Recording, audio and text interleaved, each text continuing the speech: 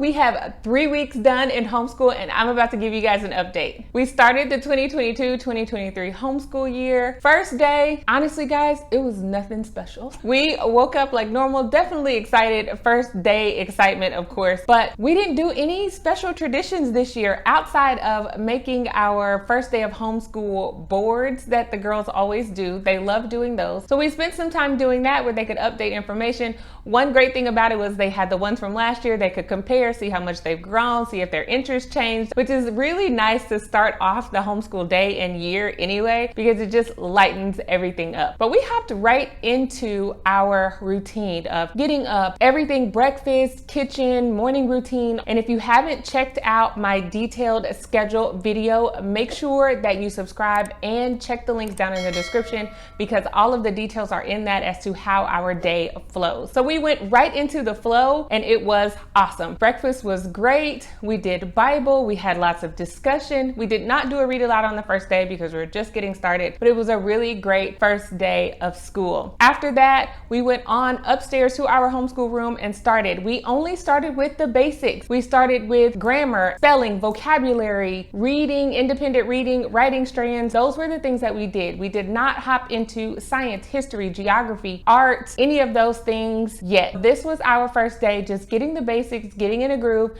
We did start new curriculum, so we needed a little bit of extra time. So it did take us a little longer for our day than what it normally has been taking us. But that's to be expected. When you're starting something new, you got to get those first day jitters out, get an understanding of what you're working on. It was great. I will say, I'm going to get into more curriculum details in just a second, but the overall vibe and mood of our homeschool right now is just excitement. We're having a great time. Now, it has not been without hiccups. There have been some tears shed, some confusion had, some multiple explanations needed. That is okay. That is just a part of the process. But overall, the mood of our homeschool has been awesome.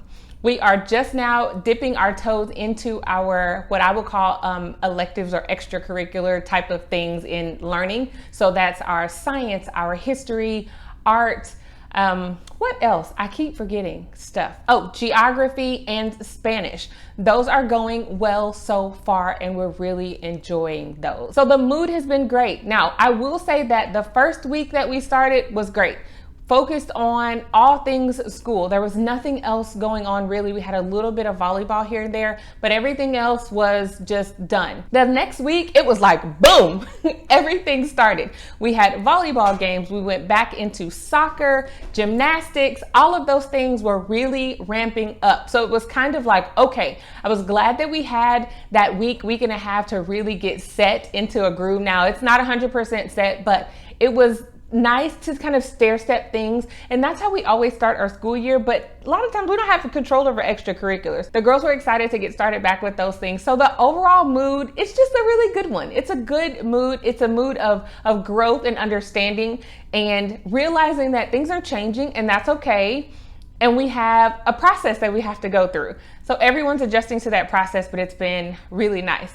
Now on to curriculum. If you haven't checked out my curriculum picks for this year, make sure that you check the description because I'll have those linked as well. But new things for curriculum I'm going to talk about. Brenna she finally finished her Saxon 5.4 and moved on to Saxon 6.5. It's been good, smooth sailing with that. Also for Brenna, she is my 5th grader. She started a new grammar, which is easy grammar. And I have to say, easy grammar has not been so easy for her. We had to make some adjustments from the curriculum that we were using last year because it goes really in depth in a way that she had not experienced before. Me either. We just had not experienced that before with our previous grammar or language arts curriculum. So it's been an adjustment, but it's good. Like I see her getting it, grasping it. This is exactly what she needs. And I feel so good having chosen this curriculum for her for grammar. It is going really good. So I would say for her, the best curriculum is going to go off to easy grammar. That gets the award for my 5th grader's absolute best curriculum. Everything else were things that she was already doing, spelling, vocabulary, which is wordly wise, Everything else has been great. We also started our literature studies, and we're doing that as a family with the exception of the kindergartner. It's been going good so far too. So make sure you subscribe because I do monthly updates all the time and people really want to know how the curriculum's going. Like, did you drop it? Did you change it? Did you add in stuff? All of the details, and I give that every single month. So make sure you subscribe to the channel so you can get those updates and find out if some of the curriculum we're using would be great for your household. Moving on to my fourth grader's curriculum. She started 2 new curricula picks as well. That is Horizons Math, and she also started Winston Grammar. Both have been good. Now, Horizons Math it's been easy for her, like a breeze. She's completing like 2.5 to 3 lessons every day. I'm just picking things that maybe she needs a little bit of extra work on.